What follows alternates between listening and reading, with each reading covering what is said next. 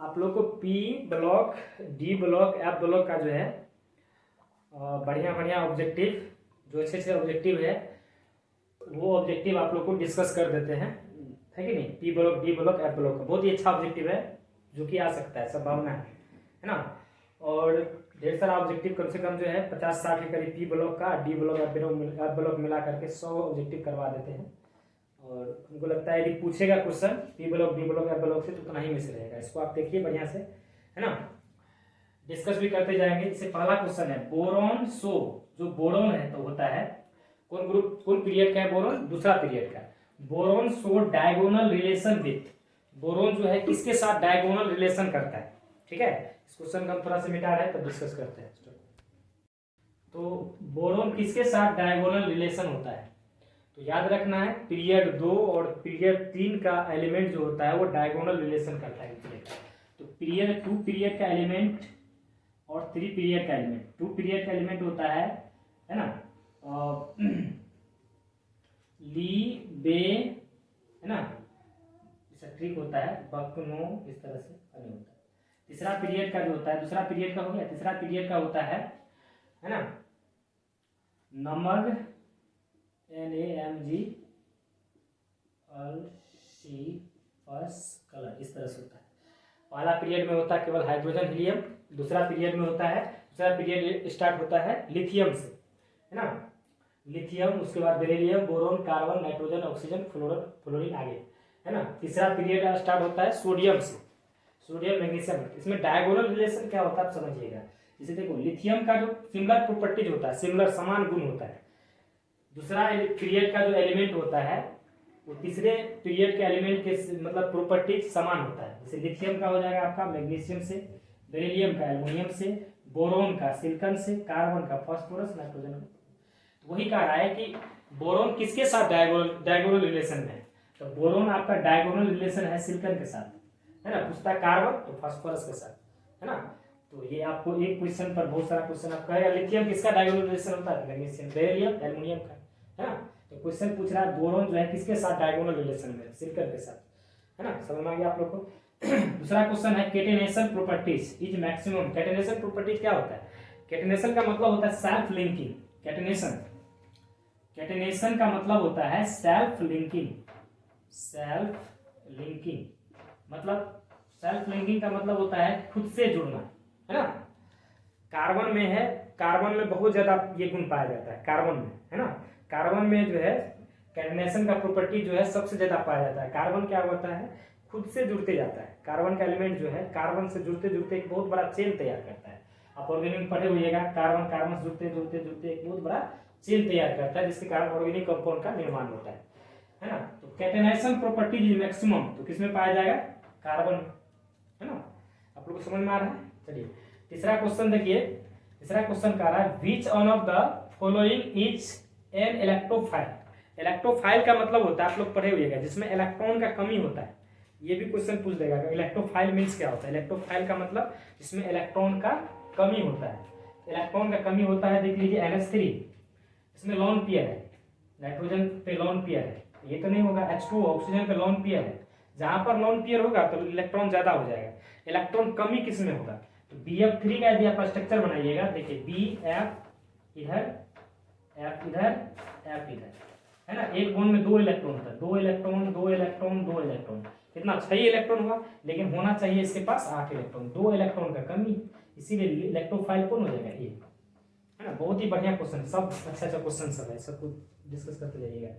चलिए अगला क्वेश्चन है element form in sea water. Form मतलब प्राप्त होना, एलिमेंट जो समुद्री पानी में पाया जाता है। आपको बताए थे आयोडीन का प्रिपरेशन जो समुद्री घास से करता है, लेमिनेरिया वैरायटी का एक समुद्री घास होता है ना, उसमें आयोडीन पाया जाता है। उसको निकाल करके, समुद्र से निकाल कर पहले उसको सावधानी पूर्वक जलाया जाता है। जलाने के बाद जो राख बनता है, राख, उसी राख में आयोडीन पाया जाता है। उस राख को पानी में घोला जाता है ना, जिससे जो लिक्विड बनता है उसको मदर लिक्विड कहते हैं, है ना। मदर लिक्विड में MnO2H2SO4 डालते हैं, तब जाकर आयोडीन उससे अलग हो जाता है। तो समुद्री घास में जो है कौन सा एलिमेंट पाया जाता है, आपका आयोडीन। समुद्री घास में आयोडीन पाया जाता है, ठीक है। इसको पहले यहां तक, समुद्री घास में आयोडीन पाया जाता है। अगला क्वेश्चन है द शेप ऑफ XCF4 है ना। ये क्वेश्चन देखिए बहुत ही बढ़िया क्वेश्चन है ठीक है। XCF4 का शेप कैसा होगा देख लीजिए। XEF4 है ना, इसमें जो है आपको पता होना चाहिए जेनोन पर 4 गो जो है आपको लॉन पेयर होता है ठीक है। तो फ्लोरीन कुछ इस प्रकार से जुड़ता है इसके साथ नहीं ठीक ना। और यहाँ पर जो है ऐसे इसका जो है आप 11th का कॉन्सेप्ट है जो XCF4 है, इसका यदि हम लोग शेप निकाले, पहले तो ज्योमेट्री निकालेंगे। ज्योमेट्री निकालेंगे तो 8 4 12 6 हो गया, 6 का ऑक्टाहेड्रल होता है ठीक है। ज्योमेट्री के लिए लॉन पेयर भी देखते हैं, साथ साथ बॉन्ड पेयर भी देखते हैं।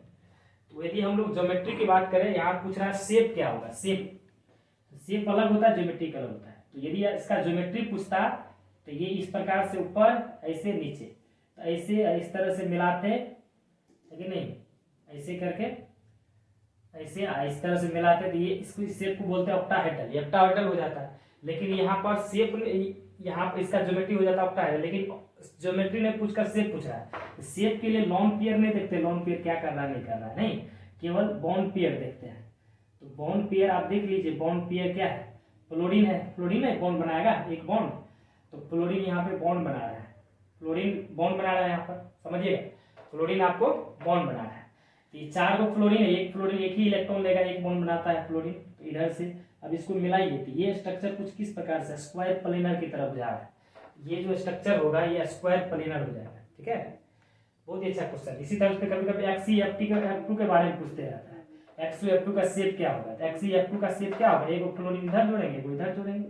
शेप पूछेगा तो लीनियर हो जाएगा, शेप हो जाएगा लीनियर। जबकि ज्योमेट्री पूछेगा तो 5 2 7 एंड 8 2 10, ये 5 5 का हो जाएगा square pyramidal, trigonal bipyramidal ठीक है। ज्योमेट्री पूछता तो ट्राइगोनल बाय पिरामिडल, शेप पूछेगा तो लीनियर। XCF2 का ये पूछते रहता है। Strongest Lewis acid, strongest Lewis acid क्या होता है। इसमें लेविस एसिड जो है स्ट्रॉन्गेस्ट सबसे ज्यादा हो जाएगा आपका आयोडीन है ना। आयोडीन का जो है एसिडिक कैरेक्टर जो है सबसे ज्यादा होगा आयोडीन ठीक है, Br3। Which one of the following does not form hydrogen bonding, कौन हाइड्रोजन बॉन्डिंग नहीं बनाता है। थोड़ा सा इसको मिटाते हैं क्वेश्चन को। Which of the following does not form hydrogen bonding, hydrogen bonding होने का कॉन्सेप्ट है तब बताया था आप लोगों को, बॉन्ड से जुड़ा होना चाहिए। जो एलिमेंट है ना, हाइड्रोजन यदि तीनों बोले तो बॉन्ड वाला एलिमेंट जैसे फ्लोरीन ऑक्सीजन नाइट्रोजन, ये तीनों से जुड़ा रहेगा तो उसी में हाइड्रोजन बॉन्डिंग, या तो फ्लोरीन से या तो ऑक्सीजन से या नाइट्रोजन से। देखिए यहाँ पर जो है हाइड्रोजन बॉन्डिंग नहीं है, NH3 था तो हाइड्रोजन बॉन्डिंग इसमें है, हाइड्रोजन बॉन्ड का एलिमेंट नाइट्रोजन से, यहाँ हाइड्रोजन बॉन्ड का एलिमेंट ऑक्सीजन से, यहाँ हाइड्रोजन बॉन्ड का एलिमेंट फ्लोरीन से। लेकिन HCl में हाइड्रोजन तो है लेकिन बॉन्ड का एलिमेंट फ्लोरीन ऑक्सीजन नाइट्रोजन तीनों में से कोई भी नहीं है, तो इसमें जो है हाइड्रोजन बॉन्डिंग नहीं होगा। क्वेश्चन कितना बार पूछा हुआ है। मेन सोर्स ऑफ हीलियम, याद रखेगा हीलियम का जो मेन सोर्स होता है वो मोनाजाइट होता है, याद रखेगा मोनाजाइट, मतलब यहाँ से हीलियम को प्राप्त किया जाता है। अगला क्वेश्चन है which of the following element is liquid at normal temperature. ये देखो बहुत बढ़िया क्वेश्चन है। Which of the following element is liquid at normal temperature, normal temperature पर जो साधारण तापमान होता है करा उस पर जो है स्टैंडर्ड टेम्परेचर पर वो लिक्विड होता है। ऐसे कौन कौन एलिमेंट है, तो यहाँ पर मरकरी भी होगा और ब्रोमीन भी होगा, ये दोनों आपको जो है लिक्विड स्टेट में पाया जाता है नॉर्मल स्टेट में है ना। उसके बाद जिंक है कि नहीं, और सब भी है। तो ये सब मरकरी और ब्रोमीन दोनों ऐसे एलिमेंट है जो आपको लिक्विड स्टेट में पाया जाता है, स्टैंडर्ड स्टेट में है ना। स्टैंडर्ड स्टेट बोले तो है ना, टेम्परेचर 25 डिग्री से प्रेशर 1 atm, उस केस में मरकरी और जो ब्रोमीन होता है वो लिक्विड स्टेट में पाया जाता है। कहा लिस्ट बेसिक, अगला क्वेश्चन है सबसे कम बेसिक कौन होगा। सबसे कम बेसिक बोलिए इसमें है NF3 होगा। क्यों, बेस का मतलब क्या होता है, जो अपना लॉन पेयर आसानी से किसी को दे दे। लेकिन आप इसमें देखिए फ्लोरीन जुड़ा हुआ है, जो कि फ्लोरीन का पता होना चाहिए सबसे ज्यादा इलेक्ट्रोनेगेटिविटी वाला एलिमेंट है।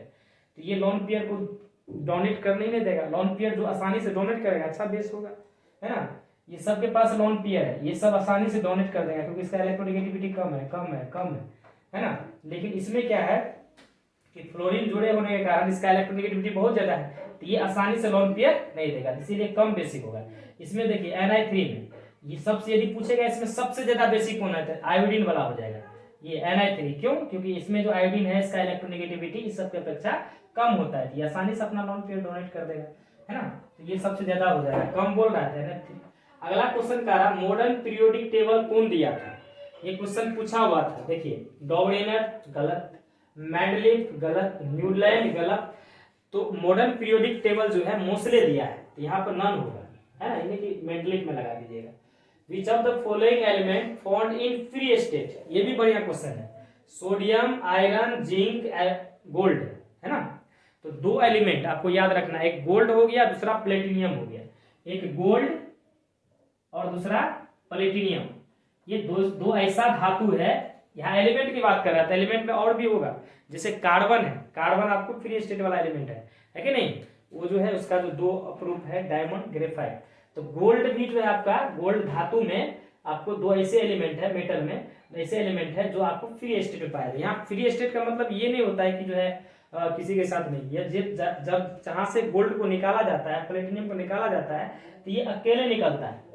कंबाइंड स्टेट का मतलब क्या हुआ, जो जब उसको निकाला जाएगा, जहां से निकालते हैं वोट्स को, वहां से वो जो है दूसरे के साथ कंबाइंड अवस्था में निकलेगा। जैसे हम लोग आयरन को निकालते हैं, तो आयरन किस फॉर्म में निकलता है, haematite Fe2O3, magnetite Fe3O4, siderite FeCO3, है ना। कॉपर को निकालता है, कॉपर थोड़ी ना सीधे निकल जाता है, कॉपर पायराइट के रूप में निकलता है, कॉपर गलांस, क्यूपराइट, इसके।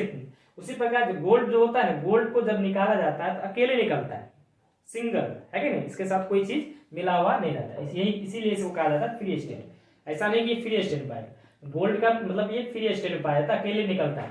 पीटी आपको अकेले निकलता है, अदरवाइज कॉपर, है कि नहीं, आपका हो गया आयरन, ये सब आपका कंबाइंड स्टेट में निकलता है। तो ये था क्वेश्चन, ये क्वेश्चन समझ लीजिएगा आप लोग। Which of the following element found in free state. अगला क्वेश्चन है which of the following is the strongest oxidising agent. तो आपको पता ही है फ्लोरीन होगा, है ना। फ्लोरीन का इलेक्ट्रोनेगेटिविटी सबसे ज्यादा होता है, सबसे ज्यादा खींचेगा, है ना। इस तरह से ये आप टोटल, इसमें क्वेश्चन नंबर है मैक्सिमम आयनेशन पोटेंशियल किसका होगा। पहला ऑप्शन में ए, बी में फास्फोरस, सी में सिलिकॉन और डी में magnesium. Maximum ionisation potential, ionisation potential है कि नहीं, 11th का कॉन्सेप्ट है। किसी एलिमेंट के एटम के सबसे बाहरी कक्षा से इलेक्ट्रॉन निकालने में जितना एनर्जी लगता है उसको आयनेशन पोटेंशियल कहते हैं।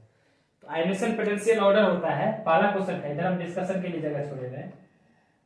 देखो पहला क्वेश्चन का डिस्कशन, आयनेशन पोटेंशियल ऑर्डर होता है आईपी ऑर्डर। सबसे ज्यादा होता है फुलफिल का, फुलफिल, तब होता है हाफ फिल, नहीं उसके बाद होता है पार्शियली, तब जो है ये होता है हाफ फिल, तब फुल फिल, तब हाफ फिल, तब होता है पार्शियली, है ना। यदि आप सबका निकालिएगा, एल्युमिनियम का निकालिएगा, तो एल्युमिनियम का 13 होता है, 1s2, 2s2, 2p6, 3s2 और 3p1। इसका जो लास्ट कॉन्फ़िगरेशन आएगा 3p1, है ना। उसके बाद फास्फोरस 15, तो ये होता है नियन 10, 10 2 12, 3s2 और 3p1। फास्फोरस का देखिए 15, नियन 10 2 12 3 15, ठीक है। सिलिकॉन सी, सिलिकॉन 14, नियन, उसके बाद जो है 3s2 और 3p, है ना, नियन 3s2 और 3p2, तो ये होता है। उसके बाद देख लीजिए, उसके बाद लास्ट में आपका मैग्नीशियम, मैग्नीशियम 14, तो नियन 3s2, है ना, और 10 2 12। इसमें वही देखना है सबसे ज्यादा फुलफिल किया। आपको पता है एस का, एस में 2 ही इलेक्ट्रॉन होता है, एस में एक ही ऑर्बिटल होता है, एस में एक ही ऑर्बिटल होता है और 2 इलेक्ट्रॉन होता है, 2 इलेक्ट्रॉन से ऑर्बिटल फुलफिल हो जाता है।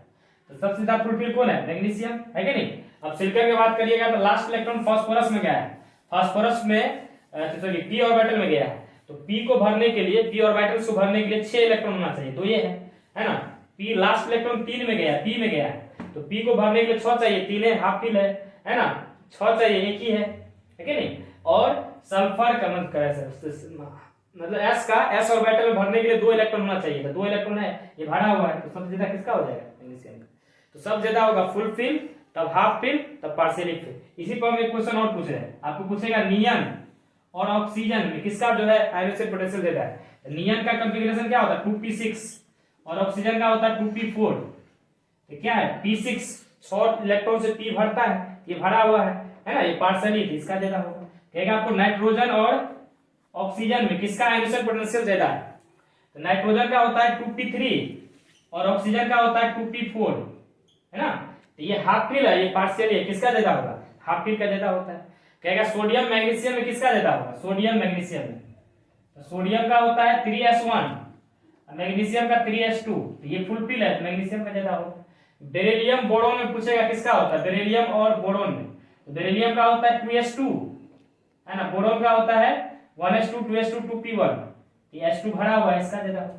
तो सबसे ज्यादा होता है फुल फिल, तब हाफ फिल और पार्शियल फिल, ठीक है। अगला क्वेश्चन देखिए, the number of POP bonds in cyclic metaphosphoric acid, है ना, बहुत ही बढ़िया क्वेश्चन है। Number of POP bonds in cyclic metaphosphoric acid. तो पहले हम लोग साइक्लिक मेटाफॉस्फोरिक एसिड का फॉर्मूला जानते हैं। Cyclic metaphosphoric acid, metaphosphoric acid, phosphoric acid, ये क्या होता है साइक्लिक मेटाफॉस्फोरिक एसिड। इसका फॉर्मूला होता है H3P3O9। साइक्लिक मेटाफॉस्फोरिक एसिड का फॉर्मूला होता है H3P3O9, H3P3O9 cyclic metaphosphoric acid का फॉर्मूला होता है। तो इसको यदि हम लोग लिखे, पहले इसका स्ट्रक्चर बनाने के लिए जानते हैं, है ना, पहले इसका स्ट्रक्चर बनाने के लिए जानते हैं। देखो कैसे, ये आपका यहाँ पर फास्फोरस रखो, ठीक है, एक फास्फोरस यहाँ रखो, एक फास्फोरस यहाँ, है ना। तो 3 को फास्फोरस था, इसका काम खत्म, ऑक्सीजन 9 है, एक ऑक्सीजन का आप यहाँ पर रखिए, है ना, 2 ऑक्सीजन हो गया, एक ऑक्सीजन को यहाँ पर रखिए, याद रखना पड़ेगा स्ट्रक्चर। तो 3 ऑक्सीजन ऊपर, 3 फास्फोरस नीचे, 3 ऑक्सीजन नीचे, है कि नहीं, या एक फास्फोरस को यहाँ रख दो, है कि नहीं। तो यहाँ देखिए बहुत ही अच्छा एक्सप्लेनेशन। यहाँ पर आप क्या करिए, इसको यहाँ पर उल्टा कर दीजिए, यहाँ पर रख दीजिए ऑक्सीजन और यहाँ पर फास्फोरस, है ना। तो अल्टरनेट होता है, इसीलिए मतलब पीओपी पीओपी, कभी कभी पीओपी बॉन्ड सब बोलते रहता है निकालने के लिए। तो यहाँ पर ऑक्सीजन, यहाँ फास्फोरस, अब क्या करिए सबको मिला दीजिए इसे, ठीक है, मिला दिए, है ना। आपको याद होना चाहिए, बताया हुए थे फास्फोरस पेंटावैलेंट होता है। पेंटावैलेंट मतलब 5 बॉन्ड बनाता है, 2 बॉन्ड इधर, 3 बॉन्ड नीचे, ठीक है। और आपको याद होना चाहिए ऑक्सीजन डाइवैलेंट होता है, 2 बॉन्ड बनाता है। ये जो ऑक्सीजन है इसका 2 बॉन्ड पूरा हुआ है, इसका 2 बॉन्ड पूरा हुआ है, इसको 2 बॉन्ड पूरा हुआ है, इसमें तो कुछ करना नहीं है, लेकिन यहाँ फास्फोरस में कुछ करना है। फास्फोरस में आप क्या करिए, इसको डबल बॉन्ड ऑक्सीजन से जोड़ देते हैं, ठीक है। यहाँ भी डबल बॉन्ड ऑक्सीजन, फिर यहाँ भी डबल बॉन्ड ऑक्सीजन। इस पर क्यों जोड़ रहे हैं, क्योंकि फास्फोरस पेंटावैलेंट है, 5 बॉन्ड पुराना है, फिर भी अभी 5 बॉन्ड नहीं पूरा हुआ है। ऑक्सीजन आप काउंट करिएगा तो 2 यहाँ पर, 2 4 2 6, 3 ऑक्सीजन फिर भी बच गया है। और हाइड्रोजन कहीं लेबल नहीं किया, हाइड्रोजन 3 गो और 3 गो ऑक्सीजन, तो हम लोग क्या लेंगे OH ग्रुप ले लेते हैं, है ना। 3 गो OH देंगे तो 3 गो ऑक्सीजन खत्म, 3 गो हाइड्रोजन खत्म। तो सब पे क्या करें हम लोग OH ले लेंगे, OH सब पर OH, जहां जहां फास्फोरस है वहां पर OH ले लेते हैं। देखो ये होता है साइक्लिक मेटाफॉस्फोरिक एसिड का स्ट्रक्चर। तो इसमें देख लीजिए हाइड्रोजन 3 है, 3 हाइड्रोजन, फास्फोरस देख लीजिए 3, ऑक्सीजन 9 है, 3 ऊपर, 4 ऑक्सीजन ऊपर हो गया, 2 2 4 1 5 6 7 8 9, हाइड्रोजन 3 फास्फोरस ये पूरा गया। अब इसमें क्या रहा है कि the number of POP bonds in cyclic metaphosphoric acid. तो इसमें नंबर ऑफ पीओपी बॉन्ड क्या है, पीओपी बॉन्ड कौन करिए, तो पीओपी बॉन्ड इधर एक है, यहाँ ऊपर में एक पीओपी बॉन्ड ये है, तो पीओपी बॉन्ड 2 हो गया, और एक पीओपी बॉन्ड ये है, 3 टोटल पीओपी बॉन्ड हो गया, और तो कहीं है ही नहीं, तो काय को पीओपी बॉन्ड हो गया 3, इसका आंसर हो जाएगा 3। नंबर ऑफ पीओपी बॉन्ड बोल रहा है, कितना हो जाएगा 3। अगला, हाँ इसमें यदि ये पूछ देता, इसमें जो है पी डबल बॉन्ड कैटो है, ये कभी कभी पीओपी बॉन्ड, कभी कभी ये पूछ देता है पी डबल बॉन्ड कैटो, 1 2 तीन, तीन को है, कहेगा ये बेसिक कौन सा बेसिक है, तीन को OH लगा है, ट्राई बेसिक होगा। यहां पर हम कुछ लिखते जाते हैं। इधर देखो POP बॉन्ड पूछेगा, ये हो गया तीन। P डबल बॉन्ड पूछेगा ऑक्सीजन, तो तीन। और क्या देखिए यहाँ पर OH पूछेगा, काय को है, तीन को OH है, तीन को OH तो ट्राई बेसिक, ट्राई बेसिक हो जाएगा, है ना। और आप इसमें देख लीजिए, कभी कभी ये भी पूछ सकता है P डबल बॉन्ड ऑक्सीजन और ऑक्सीजन, ये काय को बॉन्ड है, P डबल, ये भी तीन है, P double bond oxygen, P single bond oxygen, P double bond oxygen, नहीं ये काय को है, ये भी तीन को है ना। देख लीजिए एक यहाँ पर, एक यहाँ पर, एक यहाँ पर, इस तरह से ये पूछता है। कभी कभी पूछ देगा इसमें कितना सिंगल बॉन्ड है, यदि पूछ देता हो तो सिंगल बॉन्ड काउंट कर लीजिए, 1 2 3 4 5 6 7, इस तरह गिन लीजिएगा, काय को 1 2 3 4 5 6 7 8 9, कुछ इस तरह से काउंट कर लीजिएगा सिंगल बॉन्ड। फिर डबल बॉन्ड काय को है, डबल बॉन्ड 1 2 3 है। कभी कभी सिग्मा और पाई बॉन्ड पूछ देता है, कितना सिग्मा बॉन्ड पाई बॉन्ड है, देख लीजिए एक सिंगल बॉन्ड में एक सिग्मा होता है, सिग्मा होता है, डबल बॉन्ड में एक sigma pi, sigma sigma sigma, ठीक है, डबल बॉन्ड में sigma pi, sigma sigma sigma sigma sigma और पाई। अब काउंट कर लीजिए कितना सिग्मा होगा और कितना पाई बॉन्ड होगा, ठीक है। इसमें POP बॉन्ड कौन है, कितना हो जाएगा, तीन। यदि सिग्मा बॉन्ड कौन कर पूछता है, क्या वो सिग्मा बॉन्ड है वो देख लीजिए। अगला क्वेश्चन है 16 नंबर का, एटमोसिटी ऑफ फॉस्फोरस, फॉस्फोरस का एटमोसिटी होता है P4, मतलब 4 हो जाएगा, 4 एटम होता है। एटमोसिटी ऑफ फॉस्फोरस, फॉस्फोरस का एटमोसिटी क्या होगा, कितना होगा, एटम कितना होता है फॉस्फोरस मॉलिक्यूल में, 4 एटम होता है। The structure of white phosphorus, है ना, आपको बताया तो फॉस्फोरस जो होता है तीन तरह का होता है, व्हाइट फॉस्फोरस, ब्लैक फॉस्फोरस और रेड फॉस्फोरस। उस तीनों फॉस्फोरस में सबसे ज्यादा स्टेबल होता है व्हाइट फॉस्फोरस, उसके बाद होता है रेड और सबसे कम स्टेबल होता है ब्लैक, है ना। तो व्हाइट फॉस्फोरस जो है सबका मॉलिक्यूलर फार्मूला एक ही जैसा होता है, P4, व्हाइट फॉस्फोरस P4 है कि नहीं।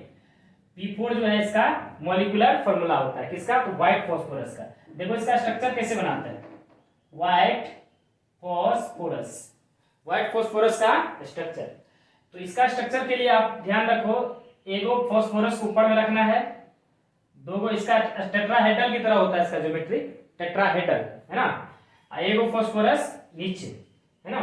इसका देखो इस तरह से आपको जो है टेट्राहेड्रल के लिए जो है कुछ इस प्रकार से, ठीक है ना, ऐसे होता है और इस तरह से मिलाना पड़ेगा आपको, टेट्राहेड्रल, टेट्राहेड्रल ज्योमेट्री कुछ इस प्रकार से होता है, ठीक है। ये टेट्राहेड्रल ज्योमेट्री होता है, व्हाइट फॉस्फोरस इस तरह का ज्योमेट्री को टेट्राहेड्रल कहते हैं, कुछ इस तरह से अंदर होता है, ये होता है टेट्राहेड्रल ज्योमेट्री, टेट्राहेड्रल। तो इसमें आपको क्या क्या चीज पूछेगा सो देख लीजिए, ये तो पूछा इसका स्ट्रक्चर कैसा होता है, टेट्राहेड्रल की तरह होता है। और इसमें अभी कभी कभी पूछ देगा कि कितना लोन पेयर होता है, तो फॉस्फोरस पर एक लोन पेयर होता है, एक लोन पेयर, दो लोन पेयर, तीन लोन पेयर और चार लोन। पूछेगा सिंगल बॉन्ड काय को, देख लीजिए एक है ना, दो इधर और चार इधर, टोटल सिंगल बॉन्ड क्या होगा, सिंगल बॉन्ड हो जाएगा टोटल 6, डबल बॉन्ड एक भी नहीं, है ना। इसमें पूछेगा सिग्मा बॉन्ड काय को है, तो देख लीजिए सिंगल बॉन्ड है, एगो सिग्मा 2 3 4 1 5 1 6, तो सिग्मा बॉन्ड हो जाएगा 6। कहेगा पाई बॉन्ड कितना होता था, 0, पाई बॉन्ड डबल बॉन्ड है ही नहीं। तो इतना सारा जानकारी इस क्वेश्चन से है, सारा क्वेश्चन जो भी क्वेश्चन करवा रहे सब बढ़िया बढ़िया क्वेश्चन।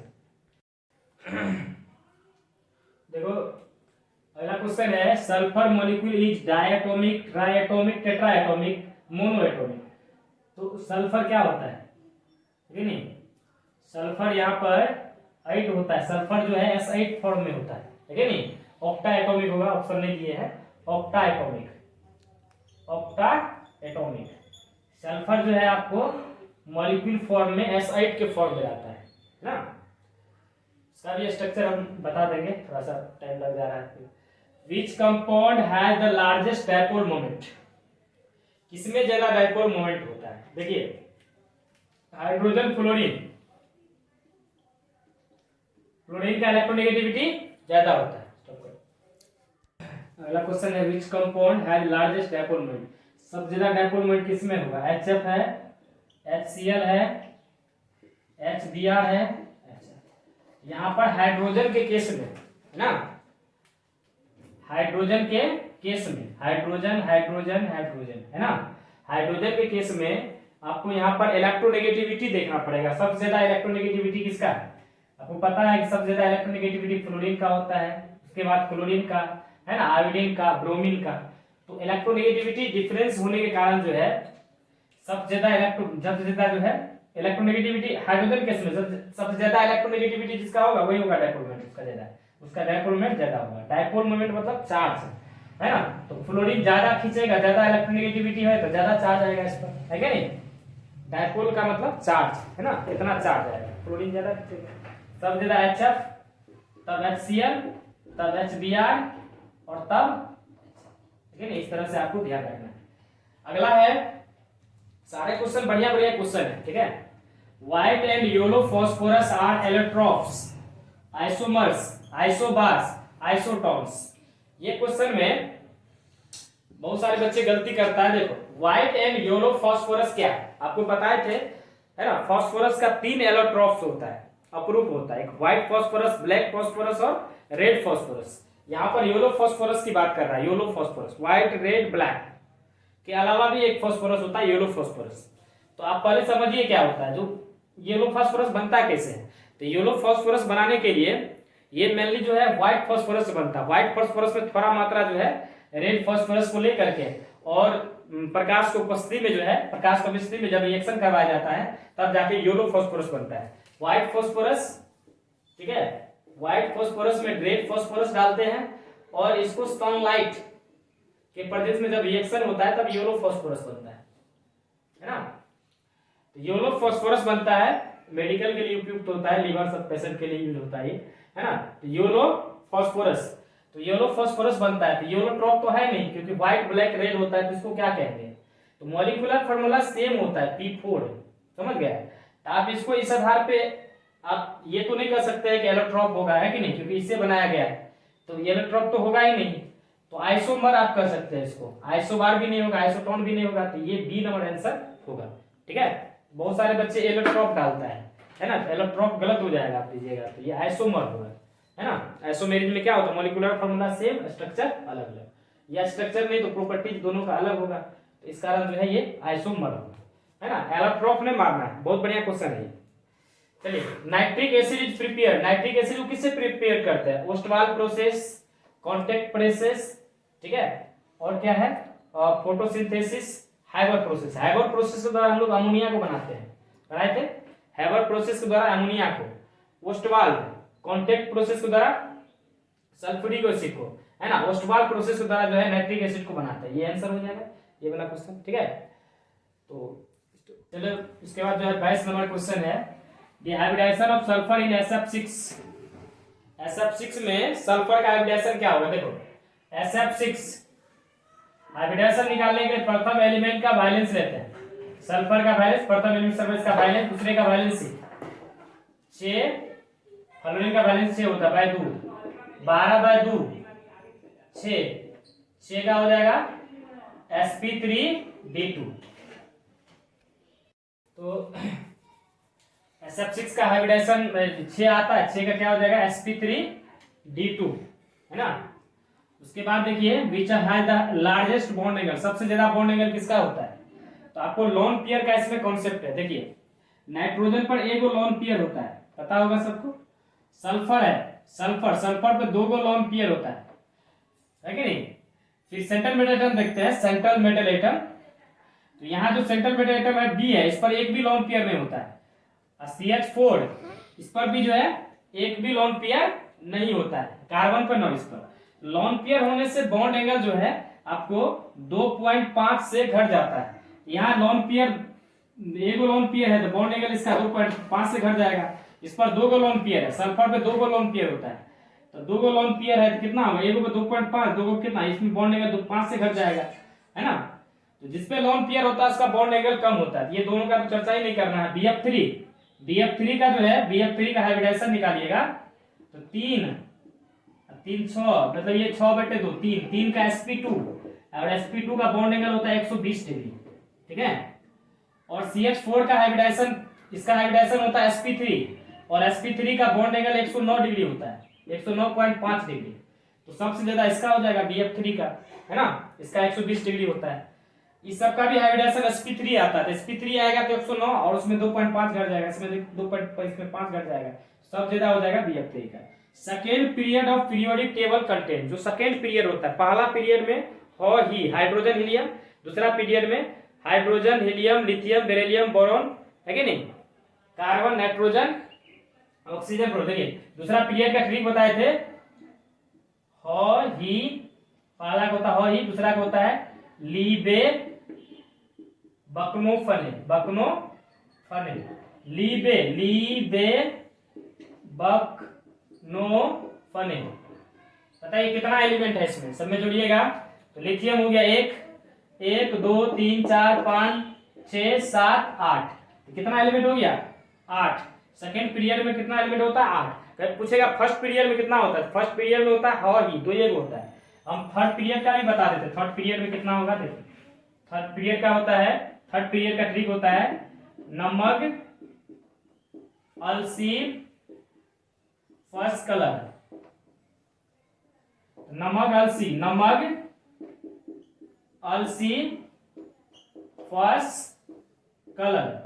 जोड़ लीजिए कितना है 1 2 3 4 5 6 7। सेकेंड थर्ड पीरियड में भी 8 एलिमेंट, फर्स्ट में 2, सेकेंड में 8, थर्ड में भी 8, है ना। ये तीनों में से कोई में आप पूछते रहेगा, ये सब पूछा हुआ क्वेश्चन है। PCl5 क्या है, ऑक्सीडाइजिंग एजेंट है कि क्या है ना। तो देखो कैसे पता करेंगे ऑक्सीडाइजिंग एजेंट। ये वाला भी क्वेश्चन देख लीजिए 26 नंबर का, विच of the following gas is mono atomic. ये वाला भी क्वेश्चन बढ़िया है, कौन गैस मोनो एटॉमिक होता है। क्लोरीन जो होता है आपका, क्लोरीन का फॉर्मूला होता है Cl2, ये नाइट्रोजन है, इसका फॉर्मूला होता है N2, ऑक्सीजन है, इसका होता है O2, और हीलियम गैस का फॉर्मूला He होता है। तो मोनो एटॉमिक मतलब जिसमें एक एटम होगा, तो वो कौन सा गैस है, हीलियम। ऑक्सीजन आपका डायटोमिक है, 2 ऑक्सीजन है, नाइट्रोजन डायटोमिक है, 2 क्लोरीन डायटोमिक, कौन फॉर्मूला हो जाएगा, ये हो जाएगा, है ना।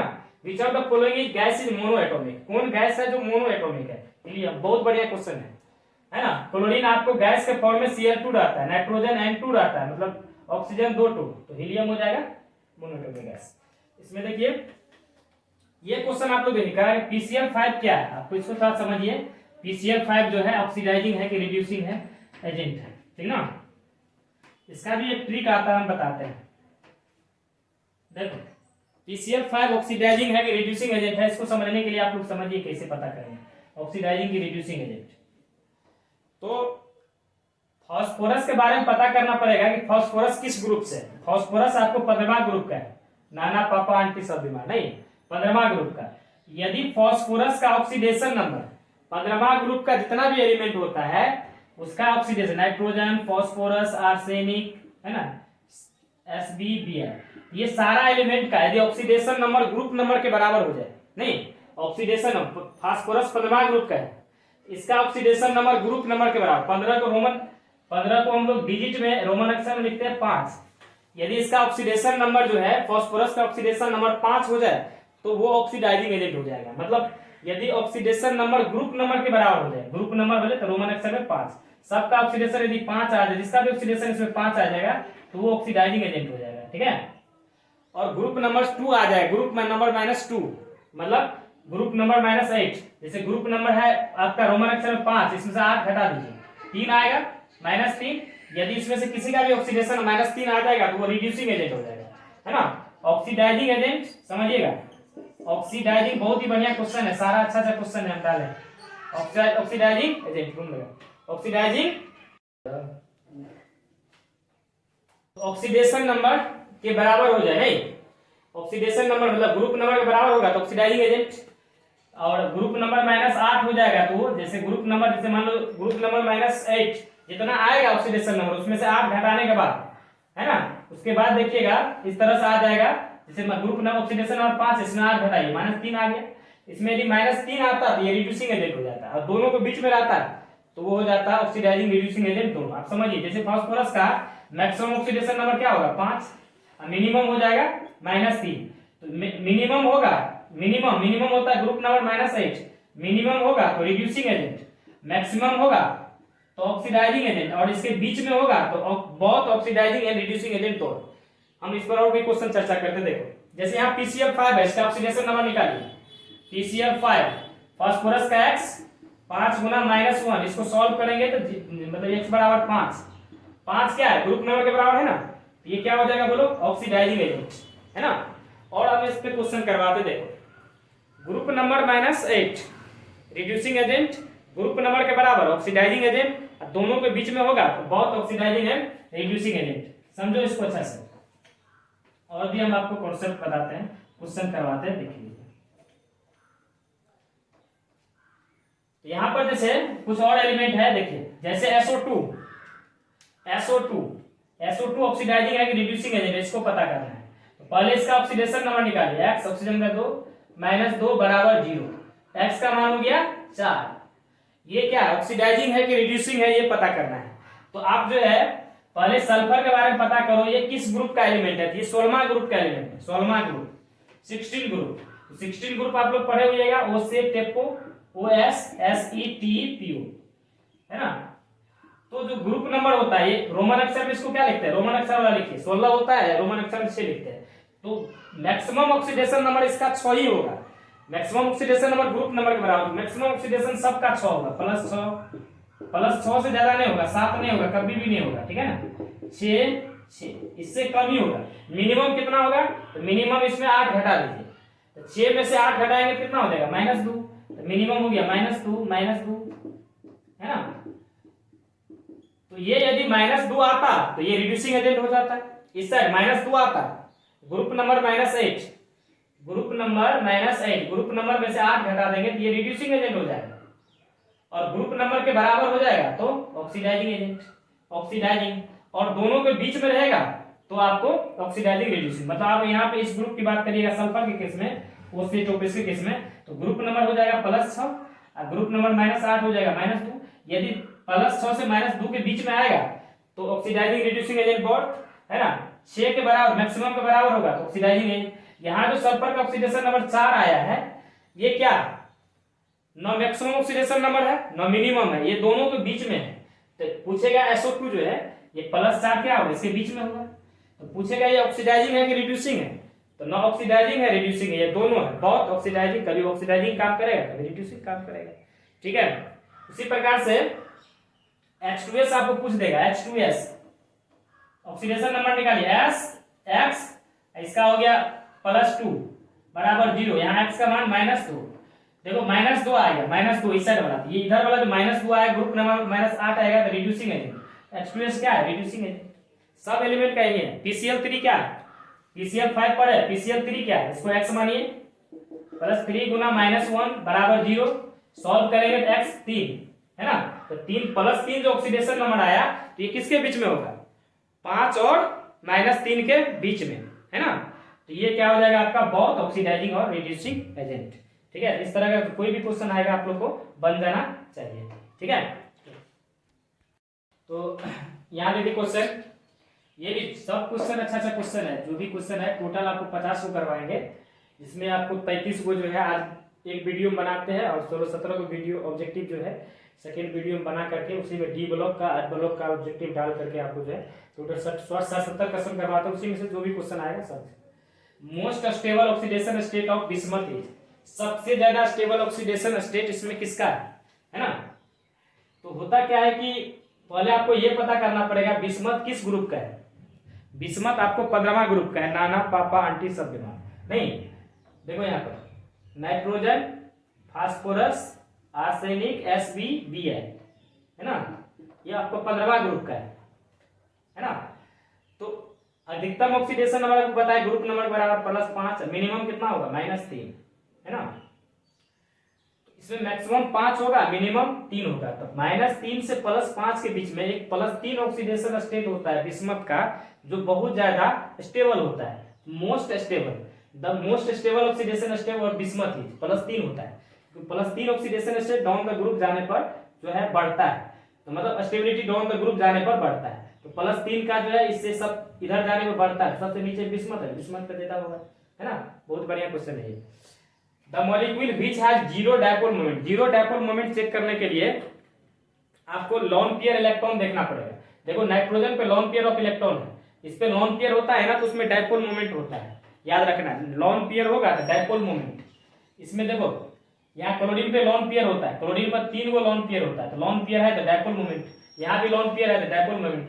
बी में अब कहिएगा सर क्लोरीन में क्यों नहीं चेक कर रहे हैं, तो सेंट्रल मेटल एटम में देखते हैं, सेंट्रल मेटल एटम उसमें लोन पेयर चेक करते हैं, loan pair of electron central metal atom में, है ना। तो सेंट्रल मेटल एटम होता है जिसका संख्या कम होता है ना। तो सेंट्रल मेटल एटम यहाँ कौन है, नाइट्रोजन है। BF3 में सेंट्रल मेटल एटम कौन है, बी, क्योंकि इसका संख्या की कम है, 3 फास्फोरस 1 बी, तो जो कम रहता है वही सेंट्रल मेटल एटम होता है। सेंट्रल मेटल एटम में lone pair of electron check किया जाता है, सेंट्रल मेटल एटम आपका बी है, इसमें लोन पेयर नहीं होता है, तो कह रहा किसमें नहीं होगा, जीरो डायपोलमेंट, मतलब ये हो जाएगा। डायपोलमेंट मतलब कोई चार्ज नहीं होगा। अगला क्वेश्चन है which of the following is strongest acid. Acid strength order होता है, एसिडिक स्ट्रेंथ ऑर्डर होता है, आप समझिएगा यहाँ पर एसिडिक स्ट्रेंथ किसका ज्यादा होता है, ये देख लो, एसिडिक स्ट्रेंथ ऑर्डर, है ना। तो देखिए यहाँ पर इलेक्ट्रोनेगेटिविटी लगा हुआ, सबसे ज्यादा क्लोरीन है, उसके बाद क्लोरीन है, ब्रोमीन है, आयोडीन है।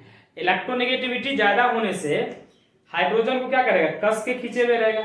एसिड का मतलब जो आसानी से H+ दे, तो यहाँ पर इलेक्ट्रोनेगेटिविटी फ्लोरीन का ज्यादा है, तो ये हाइड्रोजन को कस के पकड़े हुए रहेगा, आसानी से हाइड्रोजन को जाने नहीं देगा, ये सबसे कम एसिड होगा।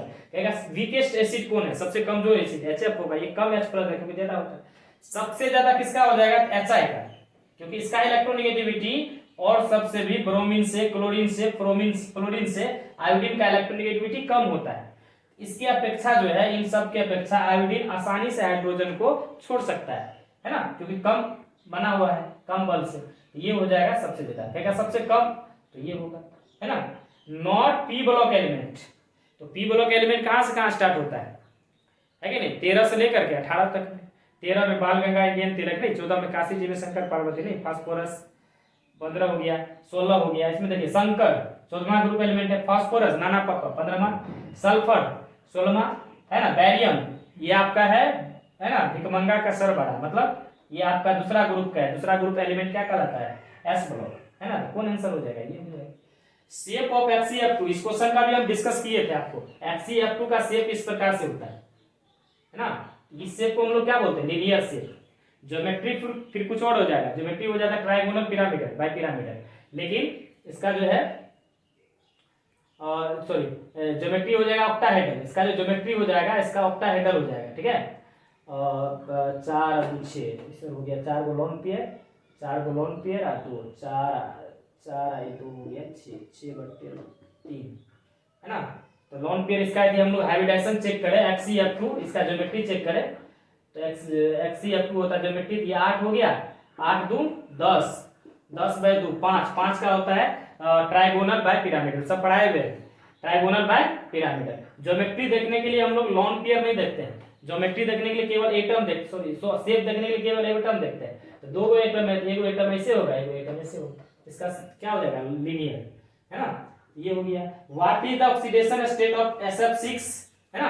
तो SF6 का ऑक्सीडेशन स्टेट क्या होगा, देखिए SF6 में ऑक्सीडेशन स्टेट निकालते हैं, कैसे निकालते हैं देखिए। देखिए अगला जो क्वेश्चन है आपका SF6, which of the what is the oxidation state of sulfur in SF6। SF6 में सल्फर का ऑक्सीडेशन नंबर निकालेंगे तो x 6 गुना -1 बराबर 0, सॉल्व करो, x का मान 6, कौन आंसर हो जाएगा। which of the following is tribasic. अगला क्वेश्चन 33 नंबर का देखो, ट्राइबेसिक किसका बोल रहा है, तो आपको पता होगा फास्फोरस आपका पेंटावैलेंट होता है, याद रखना, फास्फोरस पेंटावैलेंट, मतलब ये इस तरह से आपको ध्यान रखना होगा। जो भी स्ट्रक्चर बनाना है इसमें बैठाते जाइए। H3PO2 है, तो डबल बॉन्ड कौन खाता है, ऑक्सीजन नहीं, ऑक्सीजन 2 बॉन्ड बनाता है। अब एक ऑक्सीजन बच गया, पहले ऑक्सीजन का जोड़िए, उसके बाद जो ऑक्सीजन का 2 बॉन्ड पूरा करने के लिए 1 बॉन्ड तो है, एक हाइड्रोजन जोड़ेंगे तब तो 2 बॉन्ड पूरा करेगा। अब ऑक्सीजन काम खत्म, 2 ऑक्सीजन 1 फास्फोरस, अब 3 गो हाइड्रोजन, 1 हाइड्रोजन यहाँ आ गया, 2 हाइड्रोजन बच गया। तो आपको बेसिसिटी चेक करने के लिए OH देखना पड़ता है। बेस क्या होता है, जो OH देता है, तो यहाँ पर एक OH है, इसको बोलेंगे मोनोबेसिक, मोनोबेसिक। अगला है H3PO3, इसका चेक करने के लिए H3PO3 का चेक करने के लिए, ठीक है, आपको यहाँ पर देखो पेंटावैलेंट डबल बॉन्ड, देखो पहले ऑक्सीजन को जोड़ेंगे, जोड़ दिए, उसके बाद 3 ऑक्सीजन, 1 ऑक्सीजन यहाँ आ गया, 1 ऑक्सीजन यहाँ रख दीजिए, ऑक्सीजन 2 बॉन्ड बनाते हैं, 1 बॉन्ड है, 1 हाइड्रोजन को जोड़ दीजिए, ताकि 2 बॉन्ड पूरा हो जाएगा। फिर एक ऑक्सीजन है, एक बॉन्ड है, 2 हाइड्रोजन, एक हाइड्रोजन जोड़ देंगे तो डबल बॉन्ड पूरा जाएगा। उसके बाद एक हाइड्रोजन। यहाँ पे देखो काय गो OH है, 2 गो OH है, तो ये हो जाएगा डाई बेसिक। जितना OH रहता है उतना बेसिक होता है। ये हो गया। अगला है आपका एक H3PO4 का बना लेते हैं, डी नंबर में है H3PO4 ट्राई। तो फास्फोरस पेंटावैलेंट डबल बॉन्ड, एक ऑक्सीजन जोड़िए, फिर ऑक्सीजन, 4 ऑक्सीजन है, 3 ऑक्सीजन, एक 4 ऑक्सीजन को 2 बॉन्ड पूरा करने के लिए हाइड्रोजन को जोड़ दीजिए। इससे क्या होगा, 4 ऑक्सीजन पूरा हो जाएगा, 3 हाइड्रोजन है, 3 हाइड्रोजन पूरा, 4 ऑक्सीजन पूरा हो गया, एक फास्फोरस पूरा हो गया। ट्राई बेसिक, तो ट्राई बेसिक ही हो जाएगा 1 2 3, है ना। अगला क्वेश्चन, अभी इसका स्ट्रक्चर थोड़ा देख लीजिए, ये भी अच्छा है। H4P2O7, H4P2O7, ठीक है। H4P2O7 का स्ट्रक्चर थोड़ा देख लीजिए, सी नंबर का था H4P2O7। देखिए फास्फोरस P, ठीक है, डबल बॉन्ड ऑक्सीजन P, है ना। तो H3P2O7 है, H4P2O7। तो यहाँ पर जो है इस तरह से इसको याद रखिए, या नहीं तो इसको एक काम करिए, यहाँ पर नहीं तो यहाँ गलत था, यहाँ double bond oxygen, double bond oxygen, ठीक है। अब इसमें जो है आप इसका पेंटावैलेंट कितना है, 4 हाइड्रोजन है, 2 गो फास्फोरस, 2 गो फास्फोरस तो हो गया, ऐसे याद करिएगा इस पेंटावैलेंट।